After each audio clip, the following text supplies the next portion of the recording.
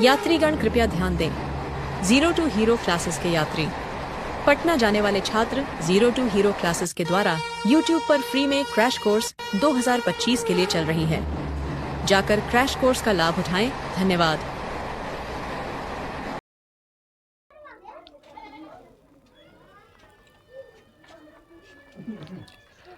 तो हेलो प्यारो बच्चों, आप लोग कैसे हैं?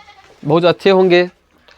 तो आज का जो दोस्तों ये टॉपिक है जो मैं लेकर आया हूँ, यह समांतर श्रेणी है।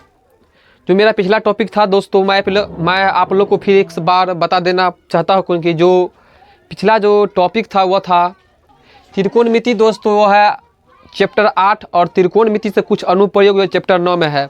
वो जो दोनों टॉपिक था उसके बारे में जितना भी क्वेश्चन आता है एग्ज़ाम में, यानी बोर्ड के एग्ज़ाम में जो टाइप के क्वेश्चन पूछे जाते हैं ऑब्जेक्टिव एंड सब्जेक्टिव, उसके बारे में हम लोगों ने पिछले क्लास में चर्चा कर लिए हैं।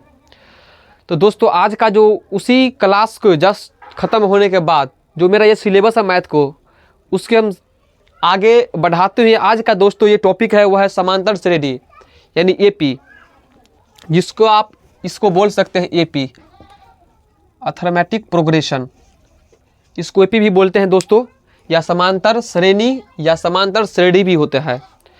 तो हम आइए दोस्तों हम इस टॉपिक के बारे में हम देखते हैं और देखेंगे कि बोर्ड के एग्ज़ाम में इस टॉपिक से किस किस टाइप के ऑब्जेक्टिव बनते हैं, सब्जेक्टिव बनते हैं। तो उस पर हम बारीकी से आज हम देखते हैं और बहुत कम समय में हम इस टॉपिक को कवर करेंगे, क्योंकि बोर्ड का जो एग्ज़ाम है बहुत कम समय बचा है। एक बार मैं और आप लोग को इस एग्ज़ाम के बारे में बता देना चाहता हूं कि बोर्ड का जो एग्ज़ाम है उसका डेट दोस्तों निकल गया है, जो मैं पिछले वीडियो में आप लोग को नहीं बताया था।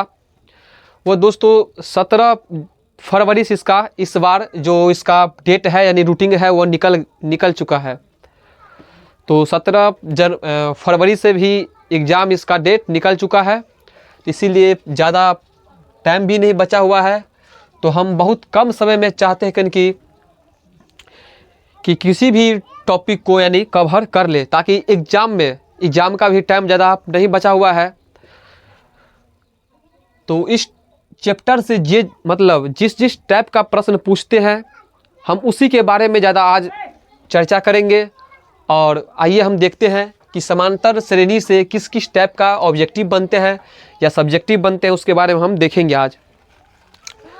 आइए दोस्तों हम सबसे पहले समांतर श्रेणी के अनुक्रम के बारे में देख लेते हैं कि अनुक्रम क्या होता है। थोड़ा बहुत हम आप लोग को इसके बारे में भी बता देते हैं। अनुक्रम इसके बारे में थोड़ा आप लोग को बता देना चाहता हूँ। संख्याओं के क्रमबद्ध यानी दोस्तों क्या होता है इसका कि संख्याओं के क्रमबद्ध को ही अनुक्रम कहते हैं। यानी कोई भी संख्या उसका अगर क्रम है तो उसी को हम क्या बोलते हैं, अनुक्रम बोलते हैं। जैसे मैं एग्जाम्पल यहाँ पे लिखता हूँ कुछ 1 2 3 4 5 etc। ये क्या है दोस्तों, ये जो दोस्तों है ये दोस्तों संख्या का एक यानी क्रम है, जो मतलब लगातार वे क्रम में दिया हुआ है। एक ये हो गया पहला एग्जाम। दूसरा है जैसे होगा 2 4 6 8 10 12 ... etc। ये दोस्तों क्या है, यहाँ पे दोस्तों एक संख्या का एक क्रम दिया हुआ है।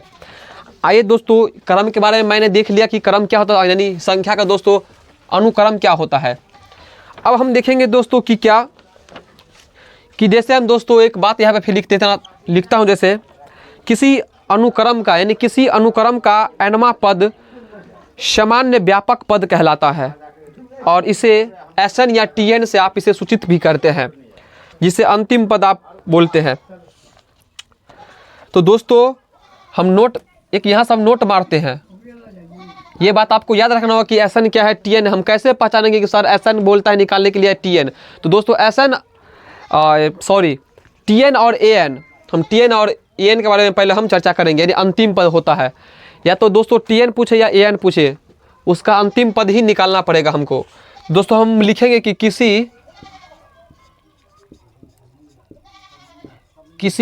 किसी अनुक्रम का nवां पद सामान्य व्यापक पद कहलाता है। व्यापक पद कहलाता है और इसे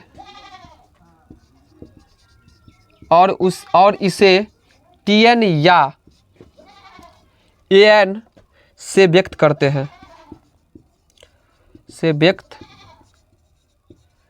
हैं, यानी इसमें हम देखेंगे दोस्तों, पहला में लिखेंगे कि अनुक्रम का पहला पद क्या होता है।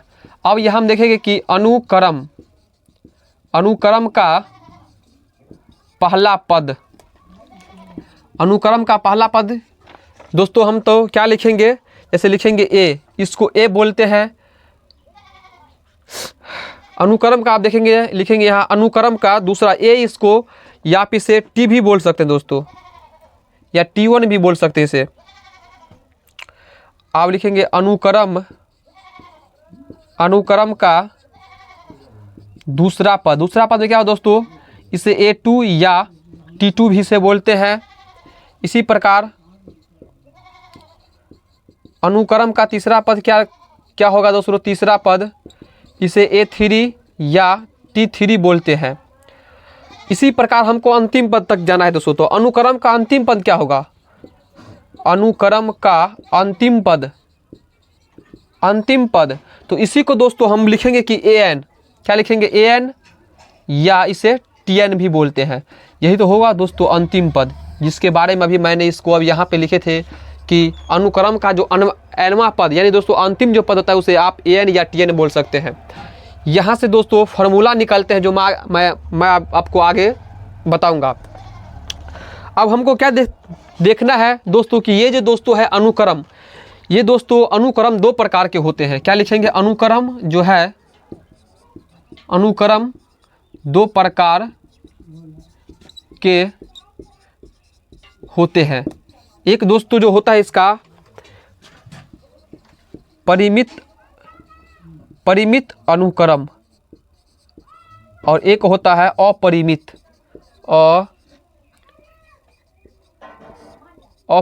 अनुक्रम। एक होता है परिमित अनुक्रम और एक होता है अपरिमित अनुक्रम। अब दोस्तों हम इसके बारे में देखते हैं। सबसे पहले हम क्या पढ़ेंगे, परिमित अनुक्रम के बारे में। तो परिमित अनुक्रम क्या है दोस्तों, तो वैसा अनुक्रम, यानी वैसा अनुक्रम जिसके पदों की संख्या परिमित हो, यानी पदों की संख्या समान हो, या परिमित मतलब क्या, बराबर भी होता है दोस्तों। वैसा अनुक्रम जिसके पदों की संख्या परिमित हो उसे परिमित अनुक्रम कहते हैं। हम इसका एग्जाम्पल देखते हैं कुछ। जैसे दोस्तों हो गया 1 2 3 4 डॉट 21, ये दोस्तों इनफाइनाइट का चिन्ह है, सॉरी डॉट यहाँ तक हम 100 तक लेंगे, यानी कि दोस्तों हमको परिमित तक लेना है। इनफाइनाइट तो इसमें होगा अपरिमित में। परिमित हमको यहाँ तक, मतलब यहीं तक संख्या हमको लेना है। परिमित है कि हमको, जैसे आज मैं आपको एक उदाहरण देता हूँ, उदाहरण मतलब देता हूँ कि मुझे, जैसे ये मेरा घर है, ये स्कूल है, तो मुझे पता है कि यहाँ से हमको यहाँ तक ही जाना है, घर से और स्कूल जाना है, और स्कूल से फिर कहाँ आना है, घर आना है। तो ऐसे ही दोस्तों इसका एग्जाम्पल है जो हमको 1 से 100 तक ही लेना है, परिमित है, हमको यहाँ तक ही लेना है। दूसरा एग्जाम्पल जैसे दोस्तों मैं देखता हूँ 2 4 6 8 10 डॉट जैसे 1000, तो परिमित है, हमको यहाँ तक ही लेना है। ये दोस्तों हो गया परिमित। और अपरिमित किसमें, अपरिमित को हम कैसे पहचानेंगे, इसका भी कुछ एग्जाम्पल देखते हैं। अपरिमित तो वैसा अनुक्रम जिसके पदों की संख्या अपरिमित हो से अपरिमित अनुक्रम कहते हैं। तो दोस्तों इसका जो अपरिमित मतलब कि इनफाइनाइट तक होना चाहिए, मतलब पता नहीं कि कहाँ तक होगा। इनफाइनाइट जैसे 1 2 3 4 डॉट, ये दोस्तों इनफाइनाइट का चिन्ह हो गया। 2 4 6 8 10 डॉट, ये इनफाइनाइट का, जैसे इनफाइनाइट मतलब अनंत तक हो सकता है। ये हो गया अपरिमित, ये हो गया परिमित, ये हो गया अपरिमित। दोस्तों हम आगे कुछ बात कर लेते हैं। अब इससे आगे हम देखेंगे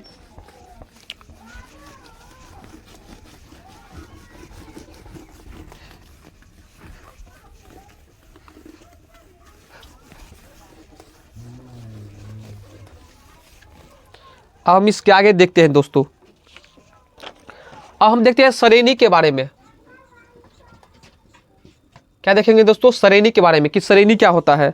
वैसा अनुक्रम जिसके समूह में एक निश्चित संख्या जोड़ने, घटाने या गुणा करने पर प्राप्त संख्याओं का क्रम या श्रेणी कहते हैं। इसमें हम एग्जाम्पल देखेंगे दोस्तों। इसका एग्जाम्पल मैं बताता हूं। जैसे एग्जाम्पल लेता हूं 1 2 3 4 5 डॉट डॉट डॉट अनंत तक हो सकता है। अब दोस्तों देखेंगे हम कि श्रेणी कितने प्रकार के होते हैं। अब क्या देखेंगे दोस्तों कि श्रेणी कितने प्रकार के होते हैं। यहाँ पे लिखेंगे दोस्तों कि श्रेणी कितने प्रकार के होते हैं। तो दोस्तों श्रेणी दोस्तों 3 प्रकार के होते हैं। कितने प्रकार के दोस्तों होते हैं? श्रेणी 3 प्रकार के होते हैं। अब वो कौन कौन होता है वो मैं आपको बताता हूँ। एक होता है समांतर श्रेणी, जो अभी हमको पढ़ना है। समांतर श्रेणी क्या होता है दोस्तों? समांतर श्रेणी। एक होता है दोस्तों समांतर, एक होता है हरात्मक श्रेणी। एक होता है दोस्तों गुणोत्तर श्रेणी। इसको दोस्तों इंग्लिश में बोलते हैं एपी, अर्थमेटिक प्रोग्रेशन, जीपी, यानी एपी, जीपी और एचपी। अभी आपको दोस्तों बोर्ड एग्जाम में दोस्तों जो प्रश्न बनते हैं सिर्फ एपी से बनते हैं, यानी समांतर श्रेणी। इसके बारे में दोस्तों हम 11th-12th में जानेंगे। इसके बारे में दोस्तों आगे जो होता है क्लास 11th-12th उस मतलब वहाँ पे इस दोनों को बारे में पढ़ता है या कंपटीशन में दोस्तों बताया जाता है। अभी दोस्तों हमको क्या देखना है दोस्तों? सिर्फ एपी यानी समांतर श्रेणी। एपी, जीपी, एचपी होता है तीनों का शॉर्ट्स नेम। अभी हमको क्या देखना है दोस्तों? एपी के बारे में देखना है। तो पहले समांतर श्रेणी के बारे में देख लेते हैं कि समांतर श्रेणी क्या है। तो संख्याओं के एक क्या होगा दोस्तों? इसका डिफिनेशन मैं बताता हूँ कि संख्याओं के एक क्रम को समांतर श्रेणी कहते हैं यदि उसके किसी पद पूर्व पद का अंतर सदैव नियत हो। मैं यहां से फिर लिखता हूं समांतर श्रेणी। संख्याओं के एक अनुक्रम लेना है दोस्तों। इसका मैं एग्जाम्पल बताता हूं। जैसे 1 2 3 4 5 6 डॉट डॉट डॉट डॉट संख्याओं का कोई एक अनुक्रम लिए जिसके एक पद पूर्व पद के अंतर सदैव क्या हो दोस्तों? नियत यानी बराबर हो। तो पूर्व पद दोस्तों ये एक हुआ, ये हुआ प्रथम पद, ये द्वितीय पद, ये तृतीय पद, ये चौथा, ये पांचवा, छठा। तो अगले वाले पद यानी कि दोस्तों क्या है? अगला वाला पद ये। तो 2 - 1 बराबर इसका अंतर कितना हो गया? 1 का। फिर इसको इसमें से करना माइनस। 3 - 2 इसका भी अंतर 1 हुआ। अगला पद फिर घटाना है, इसका भी अंतर 1 हुआ। फिर आगे वाला में से घटाना है, इसका भी अंतर 1। फिर आगे वाला से घटाना, इसका भी अंतर 1। तो दोस्तों यहाँ पे क्या है? अंतर नियत यानी बराबर, हमेशा अंतर बराबर निकलता है। इसी को तो एपी बोलते हैं दोस्तों। यही है दोस्तों एपी का पहचानने का नियम कि अंतर हमेशा मतलब बराबर आना चाहिए। अगर अंतर आपको अगर बराबर नहीं आता है तो वह एपी का श्रेणी नहीं होगा, यानी कि एपी नहीं होगा। तो आपको बोर्ड एग्जाम में ऑब्जेक्टिव भी बनता है कि एपी का यह सीरीज है या नहीं है। तो आपको वहाँ से पहचानने में बिल्कुल आसान होगा। अगर आपको डी यानी सार्व अंतर जिसको बोलते हैं या अंतर अगर आपको बराबर यहाँ पर अगर दिख रहा है हर जगह तो यह एपी का सीरीज है, श्रेणी है। अगर आपको बराबर नहीं दिख रहा है तो वह एपी का सीरीज नहीं है, श्रेणी नहीं है। तो यहाँ तक आपको समझ में किसी भी प्रकार का कोई दिक्कत नहीं हुआ होगा। आइए दोस्तों अब हम आगे देखते हैं। आप क्या देखें दोस्तों? एपी का पद।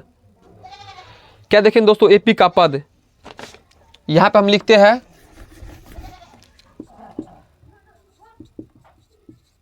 एपी के पद। एपी के पद के बारे में देखेंगे दोस्तों कि एपी का पद क्या क्या होता है।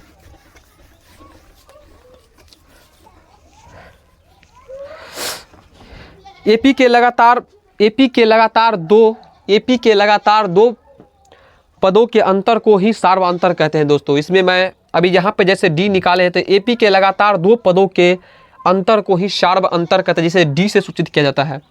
तो यहाँ पे एपी के लगातार 2 पदों का अंतर लिया हूँ, फिर यहाँ पे लिया हूँ, फिर यहाँ पे लिया हूँ, फिर यहाँ पे लिया हूँ, लगातार 2 पदों का अंतर यहाँ से। फिर यहाँ पे लिया हूँ, तो लगातार दो पदों का अंतर को ही शार्व अंतर कहते हैं। ये अंतर जब हमेशा बराबर निकलता है तो यह एपी का सीरीज है, एपी का श्रेणी होगा। आइए दोस्तों हम एपी के पद देखते हैं। एपी के पद के बारे में, इसके पद को हम यहाँ पे लिखेंगे कि इसके पद को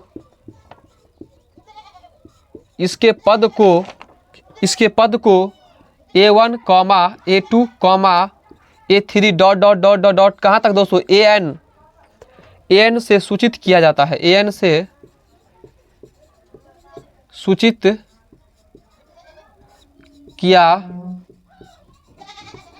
जाता है। यानी एपी के पदों को AN, A2, A3 dot dot dot dot AN से सूचित, यानी ये दोस्तों ये अंतिम पद जिसको मैंने अभी जस्ट बतलाए थे पीछे कि AN पूछे या TN, यानी अंतिम पद, यानी अंतिम पद इसको AN से सूचित किया जाता है। आगे दोस्तों लिखना है आपको क्या दोस्तों, एपी के लगातार आप दोस्तों हमको क्या देखना है, यहाँ पे देखना है दोस्तों शार्व अंतर। शार्व अंतर के बारे में दोस्तों देखना है। शार्व अंतर को क्या लिखना है दोस्तों, शार्व अंतर को डी से सूचित किया जाता है। डी से, इसको इन्वर्टेड कॉमा के अंदर बंद करता है, डी से सूचित किया जाता है। यानी शार्व अंतर यानी को डी से सूचित किया जाता है। तो डी बराबर फॉर्मूला क्या निकलता है दोस्तों, डी बराबर फॉर्मूला यहाँ से निकलता है कि A2 माइनस A1। इस फार्मूला का आपको बॉक्स में बंद करना है, और जब जब इस फार्मूला का काम होगा तब आपको इसी टाइप पर, यानी ऐसे ही आपको फार्मूला यहाँ से डी निकालना होगा। आइए दोस्तों इसका व्यापक रूप हम देखते हैं कि एपी का व्यापक रूप क्या होता है। यहाँ पे लिखेंगे हम क्या, एपी का व्यापक रूप। अब दोस्तों हमको एपी का व्यापक रूप देखना है। एपी का व्यापक रूप ए कॉमा क्या दोस्तों, A plus D comma A plus 2D comma A plus 3D comma dot dot dot dot dot. ये दोस्तों कहाँ तक आता है दोस्तों, ये आता है A plus n-1 into D. ये दोस्तों एपी का व्यापक रूप है। अब दोस्तों एपी का व्यापक रूप हमने देख लिया यहाँ तक कि दोस्तों एपी का जो व्यापक रूप होता है वो होता है A plus D, A plus 2D, A plus 3D dot dot dot A plus n-1 into D. दोस्तों ये क्या है, A plus n-1 into D. ये दोस्तों अंतिम पद है एपी का। यानी दोस्तों एपी का प्रथम पद बराबर क्या हो गया दोस्तों, यहाँ पे जैसे आपको दोस्तों कभी कभी क्वेश्चन में पूछता है कि एपी का पांचवा पद ज्ञात करें। ये दोस्तों आपका एपी का दोस्तों प्रथम पद हुआ, ये आपका द्वितीय पद हुआ। यानी ये दोस्तों एपी का प्रथम पद, ये एपी का दूसरा ये पद, ये तीसरा पद, ये चौथा पद, ये अंतिम पद हुआ दोस्तों। ये क्या हुआ, ये अंतिम पद हुआ। तो दोस्तों आपको एक यहाँ पे एक चीज़ आपको कॉमन नहीं आ रहा, डी आपको क्या दिख रहा है दोस्तों इसमें कि हमको एपी का अगर प्रथम पद जब ये अगर पूछेगा तो ए निकालेंगे, अगर द्वितीय पद पूछेगा तो ए प्लस डी निकालेंगे, अगर तृतीय पद पूछेगा तो ए प्लस 2D। यानी हमेशा एक कम करना है आपको। अगर यहाँ पे आपको चौथा पद देखना है तो ए प्लस 3D। अगर हमको पूछ दे कि 20वां पद, क्या पूछते 20वां पद, तो क्या लिखेंगे, ए प्लस एक इसमें से कम करना, क्या लिखेंगे दोस्तों 19D। ये तो है दोस्तों एपी का 19वां पद। अगर पूछते 10वां पद तो कितना लिखेंगे दोस्तों, ए प्लस 9D। यानी एक हमेशा कम करके आपको लिखना है। जैसे बात आपसे पूछते कि 16वां पद क्या होगा दोस्तों, ए प्लस 15D लिखना है आपको। तो ये सब बात आपको बिल्कुल याद करने की कोई आवश्यकता नहीं, इसको आपको यहाँ पे फोकस करना है। और जैसे ही आप यहाँ पे अगर देखते हैं तो आपको बिल्कुल माइंड में आ जाएगा कि अगर सर आपको किसी भी एग्जाम में अगर बोर्ड एग्जाम में अगर आपको जैसे ही अगर पूछता है कि जैसे आपको 20वां पद, 25वां पद, 16वां पद, 17वां पद जैसे ही पूछता है आपको दोस्तों, तो ऐसे ही दोस्तों आपको निकालना है। आइए दोस्तों अब हम देखते हैं किसका फार्मूला। ये दोस्तों यहाँ पे जो निकला है दोस्तों फार्मूला, ये अंतिम पद a plus n-1 into D. ये दोस्तों क्या है, ये दोस्तों यहाँ से एक फार्मूला निकलता है। यानी अंतिम पद बराबर, यानी अंतिम पद क्या होता है, यानी अंतिम पद बराबर दोस्तों, ये दोस्तों इसको बोल सकते हैं ए एन बराबर, या इसको आप टी एन भी बोल सकते हैं। अंतिम पद यही नहीं दोस्तों हुआ कि ए एन या टी एन, तो ए एन या टी एन बराबर यहाँ से दोस्तों ये फॉर्मूला निकलता है कि A plus N minus one into D. अगर आपसे अगर पूछ दे कि टी एन बराबर, अगर मान के चले किसी ए पी का कोई अगर सीरीज दिया हुआ है कुछ ही, मैं यहाँ पे आप एग्जाम्पल देखते हैं आप, जैसे एग्जाम्पल मैं यहाँ पे दे रहा हूँ कि मान के चले कि कोई ए पी का अगर ए बराबर आपको दिया हुआ है 2, अगर डी बराबर दिया हुआ कितना, डी बराबर भी दिया हुआ दोस्तों 2, अगर आपका टी एन बराबर दिया है कितना दोस्तों 10, तो दोस्तों ये इसमें क्वेश्चन यहाँ से ये बनेगा कि एपी का कौन सा पद 10वां है। तो हमको कौन सा पद देखना है कि अगला जो ये दोस्तों ये होगा प्रथम पद, अब द्वितीय पद क्या होगा, तृतीय पद, ऐसे ऐसे दोस्तों देखना है कि इसका एपी का कौन सा पद हमको 10वां आ रहा है। तो आपको दोस्तों ये फार्मूला आपको लगाना है और एपी का आपको 10वां पद निकल जाएगा। ये हम देखते हैं इस फार्मूला के माध्यम से, आपको बिल्कुल यहाँ पे फोकस रखना है। आइए हम इसके माध्यम से देखते हैं। अब दोस्तों क्या होता है, ए एन या टी एन, ए एन पूछे या टी एन पूछे, यही दोस्तों फार्मूला लगाना है, A plus one minus one into D, यानी A plus N minus one into D. तो दोस्तों टी एन बराबर कितना दिया हुआ है 10, हमको क्या निकाला दोस्तों कौन सा पद, यानी एनवा पद। तो ए बराबर 2 plus N minus one into d का मान 2 हो गया, जो हो गया 2 बराबर कितना हो गया 2 प्लस इसको 2 से गुना करें 2n माइनस 2, तो ये 2 से 2 कट गया, ये कितना 10 बराबर 2n, यहाँ 2 5 10, यानी दोस्तों n बराबर कितना 5। तो हमको दोस्तों कौन सा पद यहाँ पे 10वां है, तो हमको लिखना है कि 5वां पद हमको 10 है। तो इस टाइप के दोस्तों ऑब्जेक्टिव भी पूछते हैं और कभी कभी आपको 2 नंबर में भी प्रश्न पूछते हैं सब्जेक्टिव। तो आपको एग्जाम में गलती नहीं करना है कि सर हमको इस टाइप का प्रश्न आप नहीं बताए थे या हमको समझ में नहीं आया, तो आपको बिल्कुल समझ में आना चाहिए इस टाइप के अगर प्रश्न आते हैं तो। एक और मैं यहाँ पे एक एग्जाम्पल लेता हूँ, छोटा सा एग्जाम्पल। आइए हम एग्जाम्पल देखते हैं। एक बात मैं आपको बता देना चाहता हूँ कि जो भी दोस्त अभी तक इस YouTube चैनल को सब्सक्राइब नहीं किए हैं तो वह जाकर इस YouTube चैनल को सब्सक्राइब कर लेंगे। और इस क्लास का दोस्तों PDF है तो आपको टेलीग्राम पर मिल जाएगा। जो भी क्लास दोस्तों अभी हो रहा है इसका PDF दोस्तों टेलीग्राम पर मिल जाएगा। और पिछले क्लास का जो दोस्तों एक दो क्लास का जो दोस्तों PDF अपलोड नहीं हुआ है, तो आज मैं उस PDF को अपलोड करने का पूरा प्रयास करूँगा। तो आइए हम एक और यहाँ पे एग्जाम्पल लेता हूँ, एग्जाम्पल 2। ए बराबर जैसे मैं यहाँ पे लिया दोस्तों 1 और डी बराबर दिया हुआ है कितना 1, अगर टी एन बराबर दिया हुआ है 10, तो यहाँ पे प्रश्न बनता है कि एपी का, यानी एपी का कौन सा पद 10 है।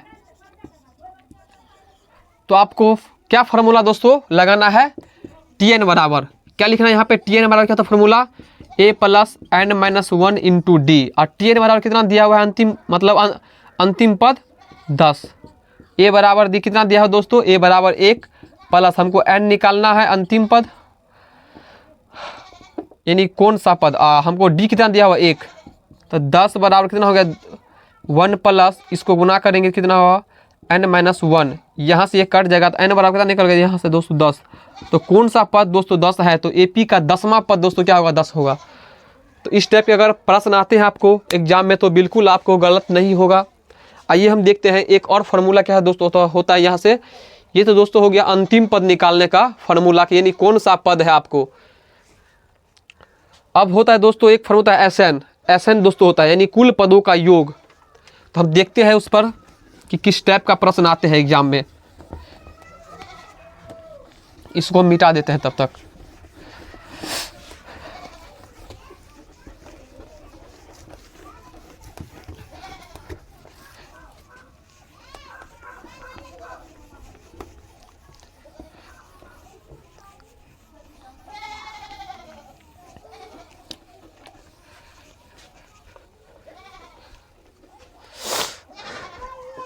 क्या देख रहे हैं दोस्तों आपको,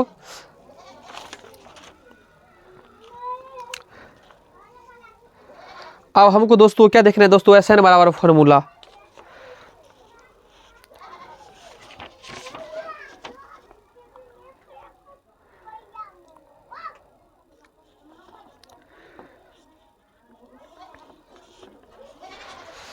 क्या देख रहे हैं दोस्तों हमको, Sn बराबर फॉर्मूला यानी कुल पदों का योग। क्या था इसका formula, n/2 into 2a plus n-1 into D होता है। इसको आप बोल सकते हैं कुल पदों का योग बोले या Sn बोले। जैसे कुछ यहाँ से मैं एग्जाम्पल आपको भी बता देता हूँ, यहाँ से एग्जाम्पल लेकर कि आप कैसे आपको निकालना है Sn बराबर। तो मैं छोटा सा एक एग्जाम्पल लेता हूँ, जैसे एक छोटा सा दोस्तों एग्जाम्पल मैं आपके बीच रखता हूँ।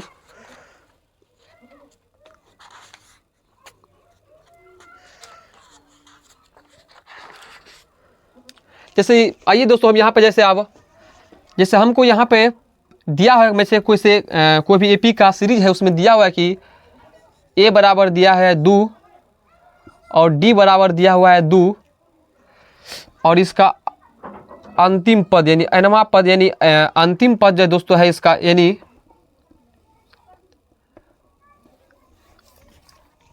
इसका दिया हुआ कितना दोस्तों 20। अब दोस्तों यहाँ पे जैसे हमको पूछता है कि हमको Sn बराबर, जैसे कोई भी एपी का सीरीज है, जैसे यहाँ पे मैं यहाँ पे एक सीरीज जैसे 2 4 6 8 10 12 14 16 डॉट डॉट डॉट डॉट 20। तो इसमें ए बराबर कितना हो गया दोस्तों 2, डी बराबर कितना हो गया दोस्तों 4 - 2, यानी दोस्तों अगला पद में से पिछला पद घटाना है, यानी A2 माइनस A1। तो 4 - 2 बराबर 2 और अंतिम पद क्या हो दोस्तों, यानी n बराबर कितना हो दोस्तों 20 अंतिम पद। तो यही तो मैं यहाँ पे लिखा था, जैसे लिखे थे यहाँ पे। अब दोस्तों Sn बराबर लिखना है, Sn बराबर क्या था formula n/2 into 2a plus n-1 into D. आपको दोस्तों n बराबर कितना दिया है 20, तो 20/2 इंटू 2 इंटू a का मान कितना दिया है दोस्तों 2 प्लस n का मान कितना है दोस्तों 20 - 1 इंटू डी के मान 2। अब यहाँ से ये कट जाएगा, कितना हो गया 10 4 प्लस इसको क्या करना है दोस्तों 1 माइनस करना है, तो ये हो गया 19 19 दूना 38। एक ही बार यहाँ से हम गुना कर लेते हैं। अब यहाँ पे क्या है 10 इंटू 38 और 4 दोस्तों कितना हो गया यहाँ से 42। अब हमको यहाँ से गुना करना है, कितना हो दोस्तों 420। तो कुल पदों का योग कितना निकल गया यहाँ से 420। तो दोस्तों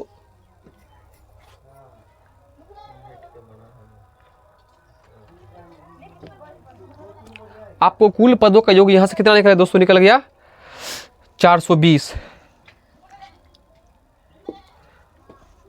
एक और एग्जांपल मैं यहाँ पे देता हूँ, आपको बनाना है। जैसे एपी का कोई भी सीरीज मैं लिख रहा हूँ 1 2 3 4 dot dot dot dot dot dot 50 तक है।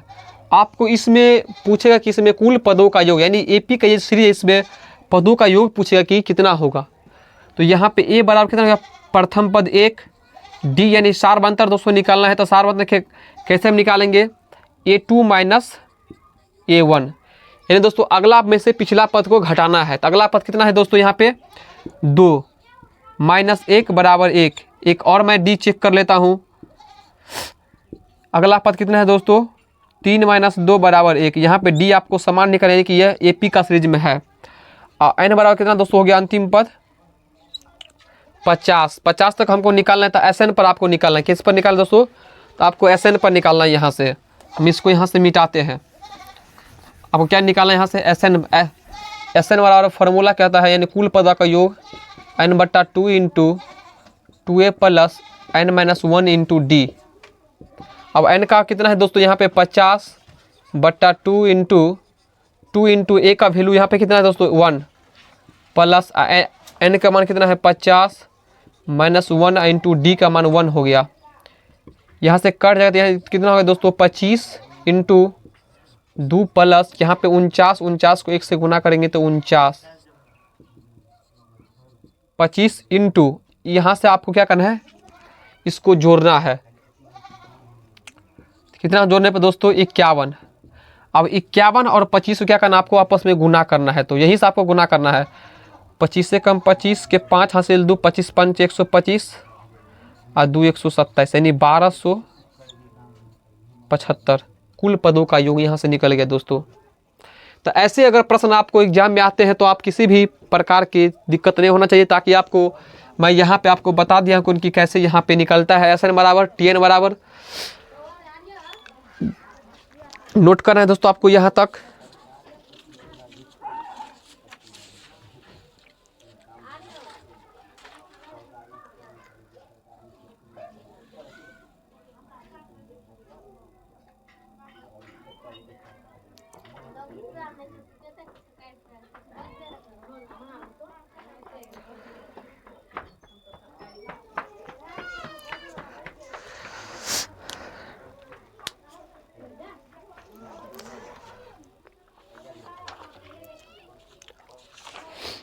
आइए दोस्तों हम देखते हैं एक प्राकृतिक संख्या वाला, एक सम संख्या, एक विषम संख्या। इस टाइप का भी प्रश्न आपको बता देता हूं कि कैसे आपको सॉल्व करना है।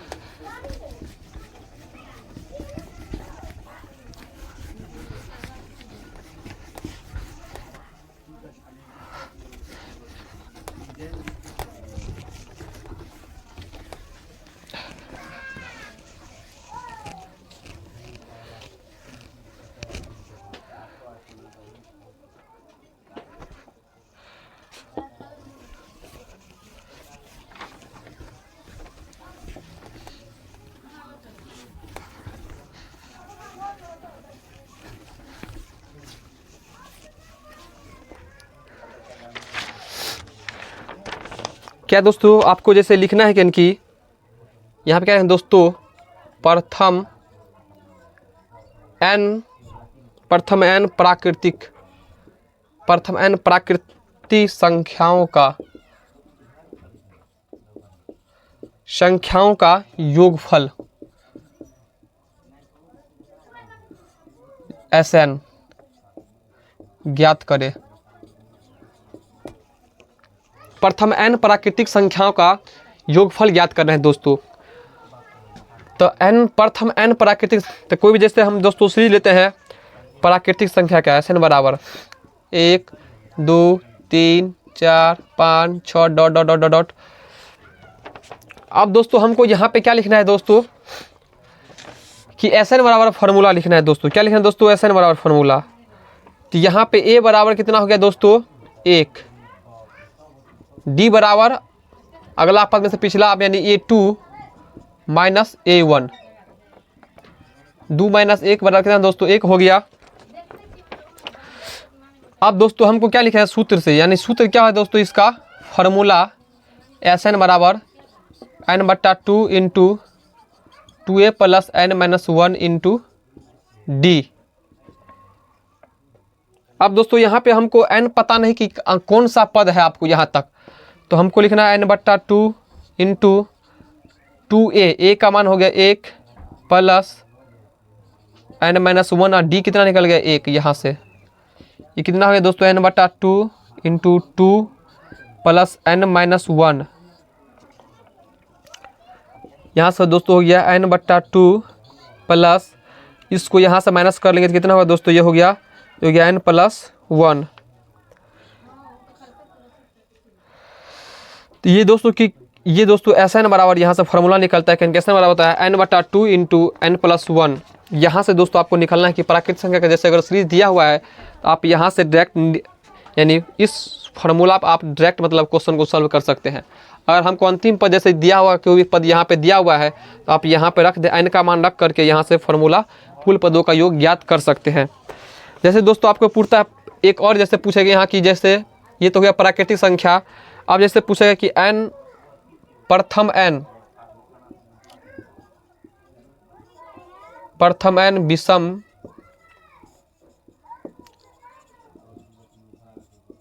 संख्याओं का योगफल यानी SN ज्ञात करें।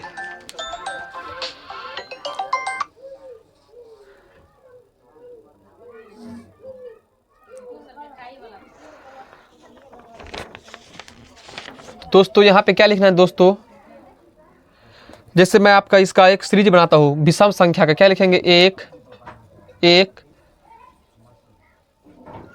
इसको दोस्तों यहाँ पे आपको प्लस कर लेना है क्योंकि आपका योग पूछ रहा है। क्या करना है दोस्तों, प्लस कर लेना है।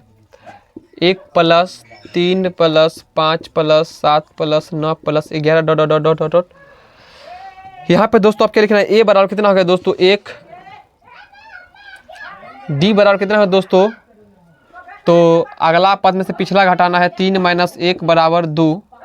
अब यहाँ पे SN बराबर, SN क्या फॉर्मूला था, n/2 × 2a + n-1 × d।